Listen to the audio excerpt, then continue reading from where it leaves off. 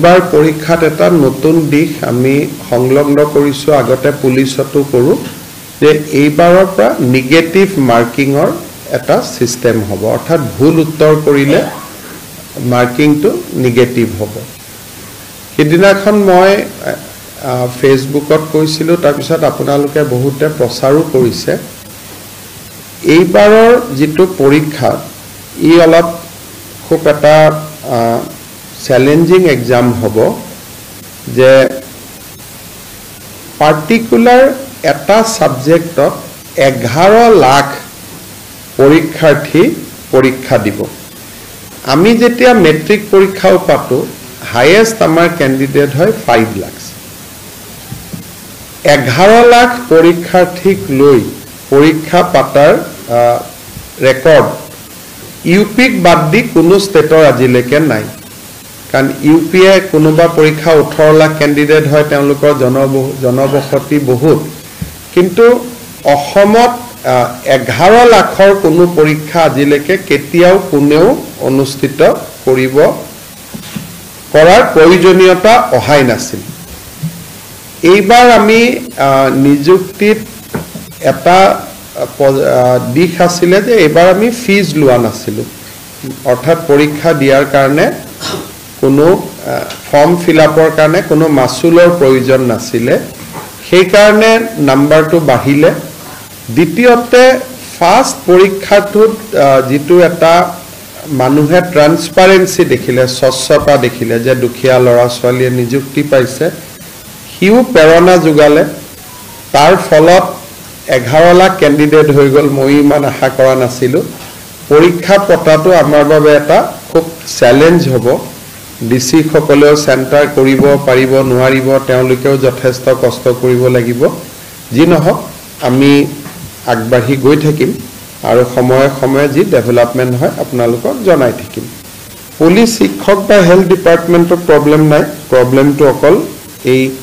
Grade 3 আৰু grade 4 ৰ particular দুটা সাবজেক্টতে আছে আমি আজি আপোনালোকক মই নিমন্ত্ৰণ কৰিছিলো আপোনালোকৰ মনত আছে যে 2021 চনত মই যেতিয়া প্ৰথম মুখ্যমন্ত্ৰীৰ দায়িত্ব লৈছিলো সেই সময়তে ঠিক 10 মেত মই দায়িত্ব লৈছিলো আৰু তাৰ এসপ্তাহৰ ভিতৰতে এসডিজি গোলৰ ইনডেক্সখন প্ৰকাশ পাইছিল ছাত্ৰ ছাত্ৰীয়ে খাতি অসমীয়া মাজে মাজে সংবাদ মহলে এটা নিউজ চলাই যে অসমত বিআৰসি ব্যৱস্থা পৰিত্যাগ হৈছে অমুক হৈছে সেই কাৰণে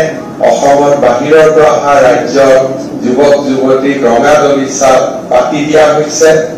অনৰ্থক বহুত নিউজ চলাই আমি যোৱাবাৰ নিযুক্তি দিওঁতে আৰু আজি নিযুক্তি দিওঁতে মই অসমৰ যিসকল সংবাদ মাধ্যমৰ সাংবাদিকে মনত কবাত খুদনি থাকে তেওঁলোকে নিযুক্তি পোৱা প্ৰত্যেকগৰাকী ছাত্ৰ ছাত্ৰী ডিএনএ পৰীক্ষা কৰি ল'বলৈ মই অনুৰোধ জনাম তেওঁলোক খাতি অসমীয়া হয় নে অৰ্থাৎ আজি আমি ৰাজ্যখনত আমাৰ চৰকাৰ আৰম্ভ হোৱাৰ পিছত ৯৭,৪৫৪টা আমি নিযুক্তি দিয়াৰ প্ৰক্ৰিয়াটি শেষ কৰিলো অৰ্থাৎ আজি ৪১ গৰাকী যদি আমি হিসাব কৰো আমাৰ চৰকাৰ অহাৰ পিছত নিযুক্তি পোৱা লোকৰ সংখ্যা ৯৭,৪৫৪ লৈ বৃদ্ধি পালে আৰু আমাৰ ৰাজ্যত ইমান সংখ্যক বৃহৎ অসমীয়া যুৱক যুৱতীৰ নিযুক্তি আগত কেতিয়াও হোৱা নাছিল গ্ৰেজুৱেচনৰ পৰা চতুৰ্থ শ্ৰেণীলৈ ইয়াৰ ফলত আমাৰ লাভ কি হৈছে পৰিয়াল কেইটা উপকৃত হৈছে যুৱক যুৱতীসকল উপকৃত হৈছে কি এটা চাই আন এটা হৈছে যে নিযুক্তি মেধাৰ ওপৰত হোৱাৰ কাৰণে নতুন প্ৰজন্ম স্কুল কলেজত পঢ়িবলৈ আৰম্ভ কৰিছে আজি আমাৰ স্কুল কলেজত এটেন্ডেন্সৰ সংখ্যা বাঢ়িছে স্কুল কলেজত শিক্ষাৰ পৰিৱেশ ভাল হৈছে আৰু দেউতাক মাকেও এতিয়া বিশ্বাসেৰে কৈতে ল'ৰা ছোৱালী ক'ব পৰা হৈছে যে তহঁত তথাপি পঢ়িলে চৰকাৰী চাকৰি পোৱাৰ সম্ভাৱনা আছে। আগতে যেতিয়া দেউতাক মাকে ল'ৰাক কয় যে তই পঢ়, ল'ৰাই কয় পঢ়ি কি হ'ব, চাকৰি পাম জানো, টকা নিদিলেতো চাকৰি নাপাম, তোমাৰ টকা আছে জানো, তোমাৰ টকাটো নাই, গতিকে তুমি ক'ত চাকৰি পাবা। কোনোবা মুখ্যমন্ত্ৰীৰ ল'ৰাই চাকৰি পাব, মন্ত্ৰী ল'ৰাই চাকৰি পাব, কোনোবা বিষয়া ল'ৰাই চাকৰি পাব, ব্যৱসায়ী ল'ৰাই চাকৰি পাব। দেউতা তোমাৰতো পইচা নাই, তুমিতো ঠেলা চলোৱা, তুমিতো ৰিক্সা চলোৱা, তোমাৰতো খেতিয়ক বা তুমিতো ঘৰত তুমি ঘৰুৱা কাম কৰা, তোমাৰ উপাৰ্জন এইখিনি, তুমি মন্ত্ৰী এমএলএ দিবৰ কাৰণে তোমাৰ লগত 20 লাখ টকা আছে জানো।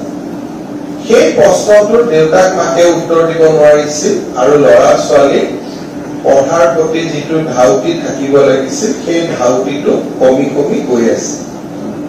আজি আমি প্ৰমাণ কৰিম যে নহয়, মেধাৰ ওপৰতো নিযুক্তি দিব পৰা ৰাজনৈতিক শক্তি অসমত আছে। বহুত ল'ৰা ছোৱালীয়ে কেতিয়াবা কয় যে আমি মেৰিটত নিযুক্তি পাইছো, চৰকাৰৰ লগত ইয়াত কি কথা। ৰাজনৈতিক নিযুক্তি দিব আটাইতকৈ সহজ। লিষ্টখন মোৰ অফিচত টাইপ কৰিব লাগে, অফিচাৰক পঠাই দিব লাগে, এপইণ্টমেণ্ট দি দিব। মেৰিটত নিযুক্তি দিয়া আটাইতকৈ কঠিন কাম, কাৰণ এই নিযুক্তি প্ৰক্ৰিয়াত জড়িত থকা কোনেও নিজৰ খোলখালী একজনকো চাকৰি দিব নোৱাৰে, নিজৰ ভায়েক চাকৰি কৰি আহিব লাগে। কাৰণ ফোন কৰাৰ ভিতৰত হয়তো তেওঁৰ আটাইতকৈ নিকটতম আত্মীয়জনো থাকিব পাৰে, কিন্তু তেওঁ না ক'ব লাগে, আৰু না কোৱাৰ লগে লগে ফেমিলিত এটা ইম্পেক্ট আৰম্ভ হয়। এমএলএ জনে না কোৱাৰ লগে লগে তেওঁৰ ভোটত ইম্পেক্ট আৰম্ভ হয়। মন্ত্ৰীজনে না কোৱাৰ লগে লগে এমএলএ জনৰ সন্মুখত তেওঁ অপ্ৰিয় হ'ব লাগে, আৰু মুখ্যমন্ত্ৰীজনে না কোৱাৰ লগে লগে গোটেই পলিটিকেল চিষ্টেমটো তেওঁলোকৰ বিপৰীতে আৰম্ভ হয়। গতিকে নিযুক্তি দিয়া প্ৰত্যাহ্বান আৰু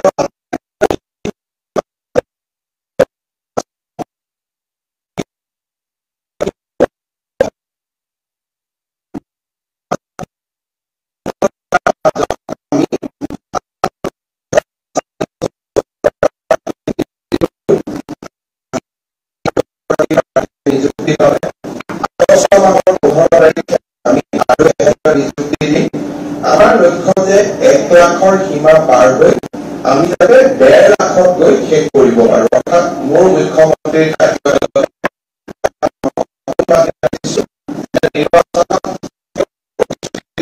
কিন্তু 1.5 লাখত গৈ শেষ কৰিব।